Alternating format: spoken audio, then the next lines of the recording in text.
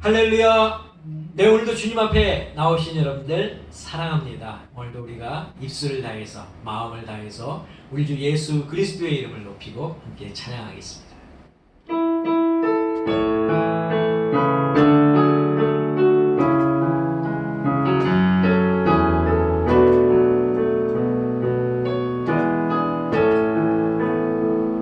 주 하나님 지으신 모든 세계 내 마음속에 그려볼 때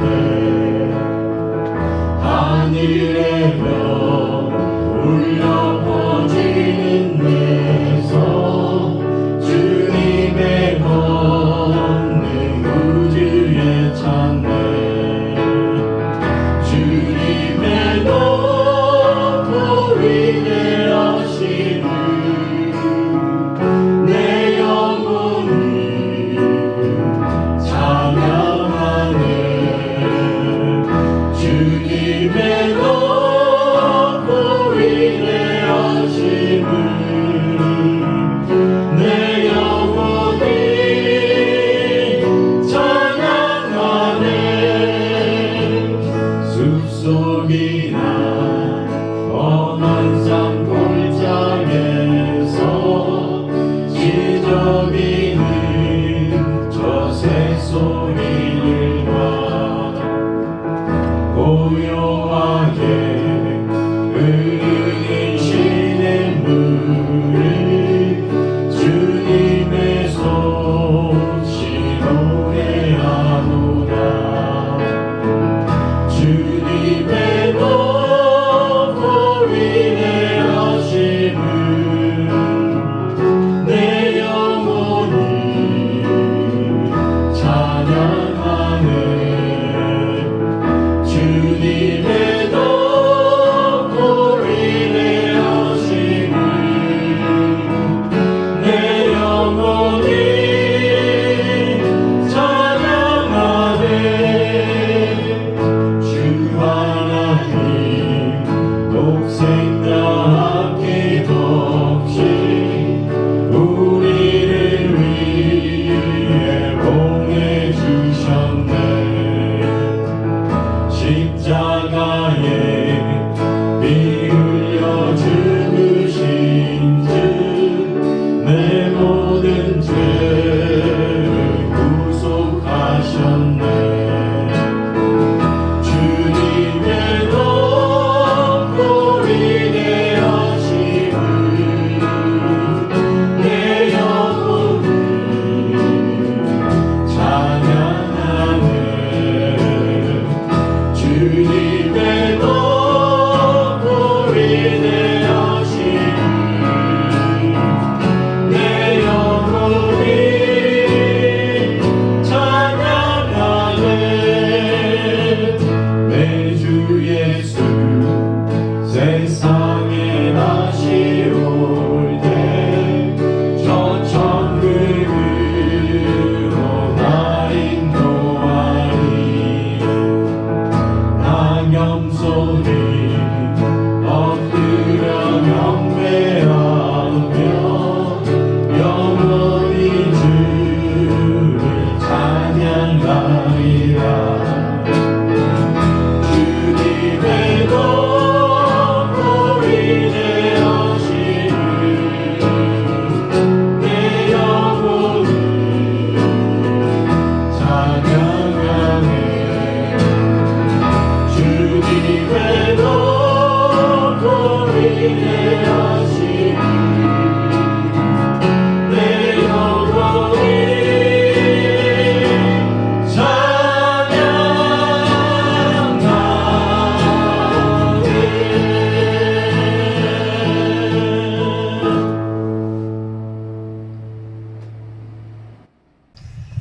우리 다 함께 사도신경으로 신앙 고백하겠습니다.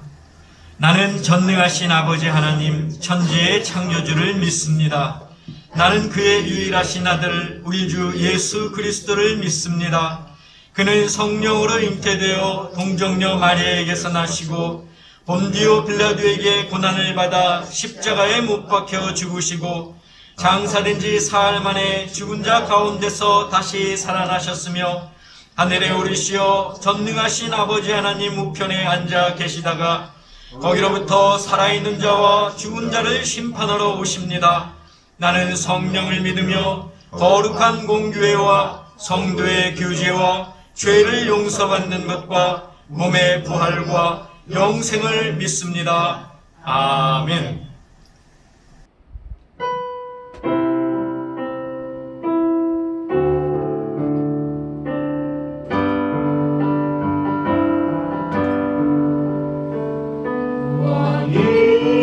왕이신 나의 하나님,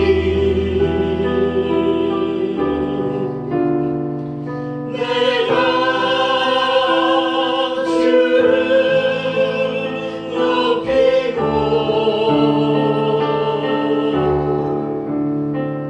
영원히 주의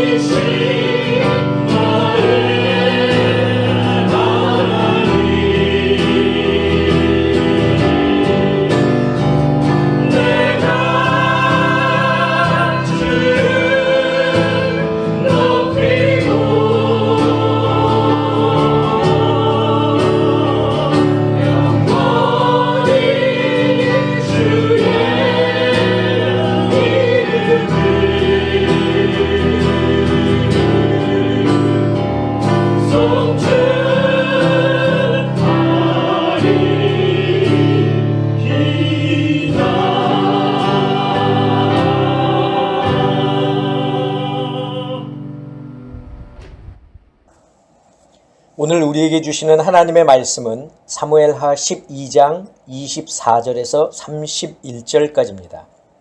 제가 봉독하겠습니다. 다윗이 그의 아내 밧세바를 위로하고 그에게 들어가 그와 동침하였더니 그가 아들을 낳음에 그의 이름을 솔로몬이라 하니라. 여호와께서 그를 사랑하사 선지자 나단을 보내 그의 이름을 여디디아라 하시니 이는 여호와께서 사랑하셨기 때문이더라. 요압이 암몬 자손의 랍바를 쳐서 그 왕성을 점령하매 요압이 전령을 다윗에게 보내 이르되 내가 랍바 곧 물들의 성읍을 쳐서 점령하였으니 이제 왕은 그 백성의 남은 군사를 모아 그 성에 맞서 진치고 이 성읍을 쳐서 점령하소서. 내가 이 성읍을 점령하면 이 성읍이 내 이름으로 일컬음을 받을까 두려워하나이다 하니 다윗이 모든 군사를 모아 랍바로 가서 그곳을 쳐서 점령하고 그 왕의 머리에서 보석 박힌 왕관을 가져오니 그 중량이 금 1달란트라. 다윗이 자기의 머리에 쓰니라. 다윗이 또 그 성읍에서 노략한 물건을 무수히 내오고 그 안에 있는 백성들을 끌어내어 톱질과 썰애질과 철 도끼질과 벽돌 구이를 그들에게 하게 하니라. 암몬 자손의 모든 성읍을 이같이 하고 다윗과 모든 백성이 예루살렘으로 돌아가니라. 아멘. 기도하겠습니다. 사랑의 아버지 하나님, 오늘도 저희들을 부르시고 또 오늘도 저희들을 주님 앞에 인도하시니 감사합니다. 오늘도 저희에게 말씀을 더하여 주실 줄 믿사오니 하나님의 음성을 듣게 하시고 그 말씀 속에 숨겨진 하나님의 놀라우신 그 뜻을 저희들이 깨닫고 또 그 뜻에 따라 행하는 저희들 되게 하여 주시옵소서. 예수 그리스도의 이름으로 기도하옵나이다. 아멘. 예, 사랑하는 성도 여러분, 지난 일주일도 주님 안에서 또 은혜 가운데 잘 거하셨습니까? 자, 우리가 하루하루 살아감에 있어서 우리의 인생이 전적으로 하나님께 달려있음을 여러분들 기억하시고, 우리의 사는 그 날까지 항상 주님 앞에 신실함으로 또 복음을 들고 나아가는 저와 여러분들이 되시기를 주님의 이름으로 간절히 기도합니다. 자, 우리는 지난주에 다윗이 하나님 보시기에 악을 행하였음에도 불구하고 하나님이 다윗을 용서해 주셨다는 그런 내용의 말씀을 들었습니다.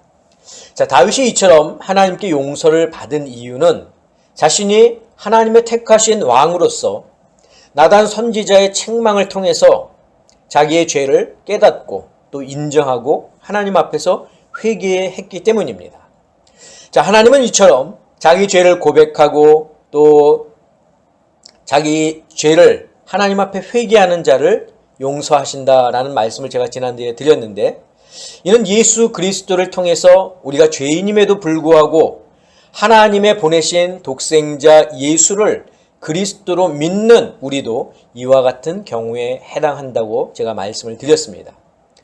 자, 그러면서 하나님은 우리 죄를 용서하시기는 하지만 우리가 범한 그런 죄된 행위에 대해서는 반드시 책임을 물으신다는 말씀도 제가 아울러서 드렸습니다. 그러면서 다윗과 밧세바에게서 낳은 아이를 하나님이 데려가신 것이 바로 그 이유다라고 제가 지난주에 말씀을 드렸죠. 자, 그러면서 하나님께 죄를 범했으면 바로 우리의 죄를 고백하고 또 회개할 것을 제가 말씀드리면서, 죄를 행하지 않는 것이 가장 좋은 방법인데 그것을 내 힘으로 할 수 없다면 우리가 성령님의 도우심을 구하자라고 말씀을 드렸습니다.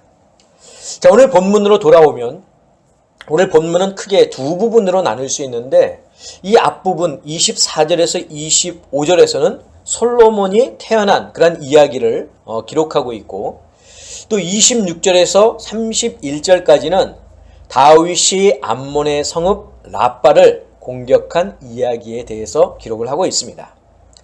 자, 제가 지난번에도 말씀을 드렸지만 성경이 반드시 시간순으로 기록된 것은 아니다라고 제가 했습니다. 자, 오늘 본문도 여기에 해당하는데, 자, 솔로몬이 태어난 이야기가 비록 앞부분에 나와 있기는 했지만 사실 다윗이 이 암몬의 성읍 라빠를 점령한 것이 이 솔로몬이 태어난 것보다 더 앞선 일입니다. 자, 다윗은 요압에게 편지를 보내서 자신의 신하였던 우리아를 전장의 최전선으로 보내 죽게 하라고 하지 않았습니까? 그리고 얼마 지나지 않아서 요압이 다윗에게 이제 전령을 보내는데, 그 전령을 통해서 암몬과의 전쟁이 막바지에 다다랐음을 보고합니다. 자, 요압이 보낸 편지의 내용을 그냥 제가 요약해서 설명하자면, 이제 제가 암몬 사람들의 성읍 라빠를 쳐서 점령하였으니 다윗 왕은 어서 오셔서 그 성읍 안에 있는 암몬 왕의 그 왕성을 공격하셔서 전쟁을 마무리하시기를 바랍니다. 제 손으로 끝낼 수도 있지만 왕께서 하시는 것이 여러모로 좋을 것 같습니다. 이런 내용의 편지를 다윗에게 보냈습니다. 자, 요압은 자신이 이 암몬과의 전쟁을 마무리할 수도 있었지만 다윗 왕에게 자신의 충성심을 보이기 위해서 마지막은 다윗이 직접 와서 마무리할 수 있도록 그 자리를 마련한 겁니다. 자, 다윗은 요압의 말대로 이 라빠를 쳐서 점령하고 또 전리품을 챙겼고, 또 그 도성에 사는 백성들을 끌어다가 톱질과 곡괭이질과 도끼질과 벽돌 굽는 일을 시켰습니다. 자, 이로써 이 암몬 왕 나하스의 죽음을 애도하기 위해 조문 사절단을 보냈지만 이 나하스의 아들 하몬이 그들을 모욕한 사건에 대한 이 복수의 전쟁이 이제 이로써 막을 내린 거죠. 자, 그리고 수년 후에 솔로몬이 태어납니다. 자, 솔로몬의 출생을 이렇게 한참 뒤로 보는 이유는 솔로몬이 다윗과 밧세바 사이에서 태어난 네 번째 아들이기 때문에 그렇습니다. 자, 우리가 같이 역대상 3장 5절을 보겠습니다. 예루살렘에서 그가 낳은 아들들은 이러하니 시므아와 소밥과 나단과 솔로몬 네 사람은 다 암미엘의 딸 밧수아의 소생이요. 자, 여기서 밧수아는 밧세바의 다른 이름입니다. 자, 이처럼 솔로몬은 다윗이 밧세바에게서 낳은 네 번째 아들이었지만 이렇게 하나님이 다윗에게서 데려간 그 첫째 아이의 사망 사건 뒤에 바로 이 솔로몬의 출생을 기록한 것에는 두 가지 이유가 있습니다. 첫째는 솔로몬이 장차 다윗의 왕위를 계승할 계승자임을 부각시키기 위해서고, 두 번째는 하나님께서 솔로몬을 특별히 사랑하신다는 사실을 강조하기 위해서입니다. 자, 우리는 오늘 이 본문을 통해서 그리고 이 솔로몬의 출생을 통해서 하나님의 사랑이라고 하는 것에 대해서 좀 살펴보려고 합니다. 자, 다윗은 밧세바에게서 4명의 아들을 낳았죠. 자, 그 네 번째 아들이 바로 솔로몬인데 이 솔로몬의 이름의 뜻은 평화스럽다입니다. 자, 하나님은 다윗의 악행 때문에 그에게서 첫 번째 아들을 데려가시기는 했지만, 그래서 다윗과 하나님과의 관계는 많이 힘들었지만 솔로몬이 태어날 쯤에는 하나님과의 관계가 회복되었습니다. 그래서 다윗은 이 하나님과의 관계의 상태를 평화, 화평, 평강으로 생각을 했고, 그래서 그 아들의 이름을 솔로몬이다 이렇게 지은 거죠. 자, 그런데 오늘 본문 24절을 보면 하나님께서 그를, 즉 솔로몬을 사랑하셨다고 기록하고 있습니다. 하나님은 선지자 나단을 다윗에게 보내셔서 그가 낳은 솔로몬에게 여디디아라는 이름을 지어주셨습니다. 자, 여디디아란 여호와께서 가장 사랑하시는 사람이라는 뜻으로 하나님은 이렇게 좋은 별명을 솔로몬에게 붙여주심으로써 이 태어난 아기가 다윗의 후계자가 될 것임을 암시하신 것입니다. 자, 이처럼 하나님은 솔로몬을 사랑하셔서 후에 그를 통해서 당신의 성전을 또 건축하게 하시지 않습니까? 이처럼 하나님은 솔로몬을 사랑하셨다는 거죠. 자, 뿐만 아니라 하나님은 누구도 사랑하셨습니까? 다윗도 사랑하셨습니다. 다윗을 향한 하나님의 사랑, 우리가 말로 표현할 수 있습니까? 하나님이 다윗을 무척 많이 사랑하셨죠. 변함없으셨습니다. 하나님은 일찍부터 다윗을 사랑하셨고 그와 함께 하셨습니다. 그를 어려움 가운데서 지키셨고 또 그에게 이스라엘을 맡기셨고, 그가 비록 죄를 범했지만 자기 죄를 회개했을 때 하나님은 그를 용서해 주셨습니다. 자, 그런데 다윗을 향한 하나님의 사랑은 나단 선지자를 보내 그를 책망하셨다는 사실로 더 뚜렷해진다는 거죠. 책망이라는 것은 책망을 하는 사람이나 책망을 받는 사람 입장에서 서로 기분이 좋을 리가 없습니다. 책망하시는 하나님은 다윗의 행위가 바르지 못했기 때문에 그를 혼내시는 것이었고, 또 하나님께 책망을 들은 다윗 또한 그것이 기쁜 일은 아니었습니다. 자, 이처럼 책망은 서로에게 좋은 것은 아니지만 다윗을 향한 하나님의 책망은 그가 더 이상 죄의 길로 가지 않도록 하시는 하나님의 경고이자 관심이자 사랑이었다는 겁니다. 만약 하나님이 다윗을 사랑하지 않으셨다면 그가 죄의 길로 가든 말든 관여하지 않았을 것입니다. 그러나 하나님이 나단 선지자를 보내 다윗을 책망했다고 하는 것은 그를 사랑하고 계셨다는 것을 보여줍니다. 자, 하나님은 사랑하는 다윗에게 무엇을 주신 겁니까? 매를 주신 겁니다. 자, 우리 잠언 13장 24절을 같이 보겠습니다. 매를 아끼는 자는 그의 자식을 미워함이라. 자식을 사랑하는 자는 근실히 징계하느니라. 여러분 성경을 보면 하나님의 징계, 또 심판, 경고 이제 이런 것들이 많이 나옵니다. 자, 다윗도 그런 하나님의 모습을 보며 하나님을 두려운 분으로 생각했던 적도 있었습니다. 여러분도 하나님의 궤를 예루살렘으로 나를 때 그 궤가 떨어지는 것을 막기 위해서 손으로 그 하나님의 궤를 만졌던 우살을 치셨던 그 하나님을 기억하실 것입니다. 그런데 그런 모습을 보면서 우리는 하나님은 심판의 하나님, 두려운 하나님, 엄격하신 하나님 그렇게 생각할 때가 많죠. 하나님께서 세우신 율법을 지키지 않으면 심판하시고 당신의 말씀에 순종하지 않으면 징계하시는 그런 하나님으로 비춰질 때가 많이 있다는 겁니다. 자, 그러나 하나님이 경고하고 심판하고 징계하는 것이 우리를 미워하시기 때문이 아니라는 것, 오히려 우리를 사랑하시기 때문이라는 것을 여러분들이 아셔야 됩니다. 즉 우리를 향한 하나님의 책망은 하나님의 사랑에서 비롯된다는 것입니다. 하나님은 우리를 책망하기도 하시고 벌을 주기도 하시고 때론 무관심으로 일관하기도 하십니다. 그러나 사실 이 모든 것이 우리를 향한 하나님의 사랑 때문이라는 것을 여러분들이 깨달으셔야 한다는 거죠. 자녀를 사랑하는 부모는 자녀가 죄의 길로 가는 것을 방관하지 않습니다. 자녀가 자기 마음대로 행동하는 것을 내버려 두지 않습니다. 죄의 길로 가면 책망하기도 하고 따끔한 회초리로 벌을 주기도 합니다. 자기 마음대로 행동하면 자신의 행동이 잘못되었다는 것을 깨닫게 하기 위해 어느 선까지는 내버려 두기는 합니다.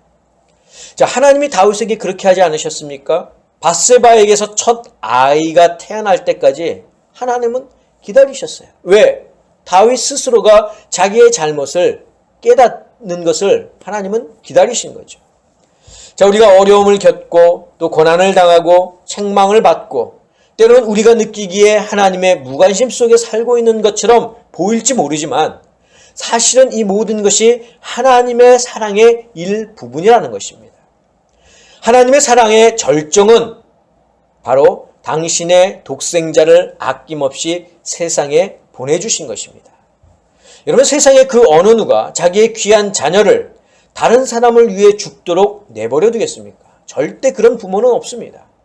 다른 사람을 살리기 위해서 자신의 독생자를 죽음의 길로 내보내는 부모는 결코 없습니다. 그런데 하나님은 그렇게 하셨습니다. 우리를 살리기 위해 아들 예수를 세상에 보내셔서 인간이 되게 하시고 모진 굴욕과 고통을 당하게 하시고 급기야 십자가 위에서 죽게 하셨습니다. 그 이유가 무엇 때문입니까? 우리를 향한 하나님의 사랑 때문입니다. 하나님은 전능하신 분이니까 슬픔이 없으실까요? 예수님이 십자가에 달려 죽지만 다시 살아날 것을 아니까 마음 아파하지 않으셨을까요? 절대 그렇지 않습니다. 하나님은 우리가 악을 행하면 진노하시고 우리가 죄를 뉘우치고 돌아오면 기뻐하십니다. 당신이 세상을 창조하실 때 보시면서 좋아하셨고 이스라엘의 죄로 가득했을 때 슬퍼하셨습니다. 이처럼 하나님은 감정이 있으신 분이십니다. 그 하나님께서 우리를 사랑하십니다. 그 이유는 우리가 당신의 형상을 닮은 피조물이기 때문에 그렇습니다. 그런데 우리는 그런 하나님의 사랑을 깨닫지 못할 때가 많습니다. 하나님께서 날 사랑하신다면 절대 나를 이렇게 내버려 둘 수는 없다고 생각합니다. 나에게 복을 주시고 건강을 주시고 지혜를 주셔야 나를 사랑한다고 생각합니다. 지금 내가 이렇게 고통받고 어려움을 당하고 문제가 많고 건강이 안 좋은 것은 하나님이 나에게 관심이 없고 나를 사랑하지 않는 증거라고 생각한다는 것입니다. 우리는 하나님의 사랑을 내 기준에서 생각한다는 것이 문제입니다. 하나님의 사랑을 내가 판단하고 내가 측량합니다. 내 기준에 맞지 않으면 내 이성으로 이해할 수 없으면 하나님의 사랑으로 인정하지 않으려 합니다. 사랑하는 성도 여러분, 하나님의 사랑은 내가 판단하고 측량하는 것이 아닙니다. 하나님의 사랑은 전적으로 하나님이 정하십니다. 하나님의 방법대로 우리가 이해할 수 없는 방법으로 하나님은 우리를 사랑하십니다. 하지만 때가 되면 우리가 이해할 수 없었던 하나님의 사랑을 깨닫게 될 것입니다. 우리의 이성으로 이해할 때가 올 것입니다. 우리에게 필요한 것이 있다면 내 삶 속에서 하나님의 사랑이 어떤 방법으로 표현되고 있는가를 찾는 것입니다. 설령 하나님의 그 사랑을 찾지 못했다 하더라도 하나님의 사랑을 의심하지 않는 것입니다. 사랑하는 성도 여러분, 저는 우리 아름다운 교회 성도 여러분들이 성경 속에 나타난 하나님의 사랑을 우리의 삶 속에서도 경험하실 수 있기를 바랍니다. 하나님의 사랑이 경고와 책망과 노여움으로 나타난다 하더라도 그 속에 감추어진 하나님의 사랑을 발견하실 수 있기를 간절히 바랍니다. 그리고 그 사랑을 체험하실 수 있기를 주님의 이름으로 축원합니다. 기도하겠습니다. 사랑의 아버지 하나님, 하나님은 저희를 사랑하시기까지 당신의 독생자 예수 그리스도를 보내주셨건만 때론 우리는 하나님의 사랑을 믿지 못하고 깨닫지 못할 때가 많습니다. 하나님의 사랑을 내 기준에서 판단하고 측량할 때가 많습니다. 그러나 주님, 오늘 이 말씀을 들은 이후로는 하나님의 사랑을 의심하지 않도록 도와주시고 나를 향한 하나님의 경고와 책망과 회초리 속에서도 하나님의 사랑을 발견할 수 있는 저희들 모두가 되게 하여 주시옵소서. 이제는 우리 주 예수 그리스도의 은혜와 하나님의 그 크신 사랑하심과 성령님의 역사하심이 오늘 말씀을 듣고 우리의 삶 속에서 나를 사랑하시는 그 하나님께 오늘도 믿음으로 나아가는 저희들 모두가 되기를 원하는 사랑하는 당신의 성도들 머리 위에, 저희들의 가정 위에, 건강 위에, 자녀들 위에, 직장과 사업과 일터 위에 지금부터 영원까지 함께 하옵시기를 간절히 축원하옵나이다. 아멘.